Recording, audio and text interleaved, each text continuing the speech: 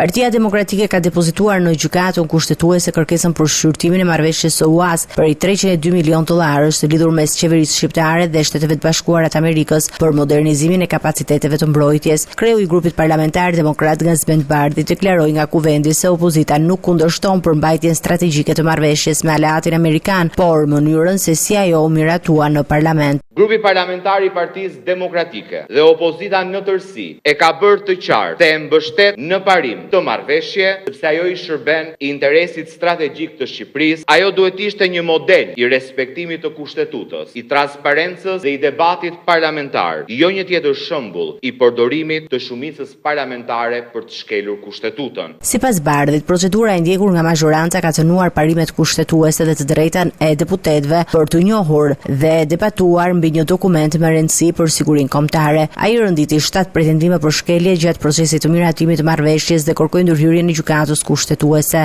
Së pari, deputetëve ju mohua e drejta kushtetuese për të njohur me marrëveshjen përpara votimit. Së dyti, deputetëve ju mohua e drejta kushtetuese për të kontrolluar mënyrën e përdorimit të fondeve publike. Së treti, deputetëve ju mohua e drejta për të ushtruar lirisht funksionin e tyre parlamentar përmes debatit parlamentar, paraqitjes së amendamenteve për projekt ligjin dhe votimit të informuar. Së katërti, kjo lidhet me një afat tjetër shumë të rëndësishëm, i përcaktuar shprehmisht në kushtetut dhe interpretuar qartë dhe pas një ekivok nga gjykata kushtetuese, kur ajo rozoi mënyrën se si kuvendi miratoi ndryshimet në rregulloren e kuvendit. Një rast identik me mënyrën se si u miratua marrëveshja me SBA-n të hënën. Së pesti, marrëveshja u trajtua sikur Shqipëria të ndodhej në një situatë të jashtëzakonshme, me nevojë dhe urgjencë për hyrjen e menjëhershme ligjit. 1/5 e deputetëve kanë të drejtë që të vënë në lëvizje gjykatën kushtetuese për të kontrolluar një marrëveshje përpara ratifikimit të saj. Së shtati, qeveria ka pamundsuar hyrjen në fuqi të marrëveshjes së UAS me Shtetet e Bashkuara të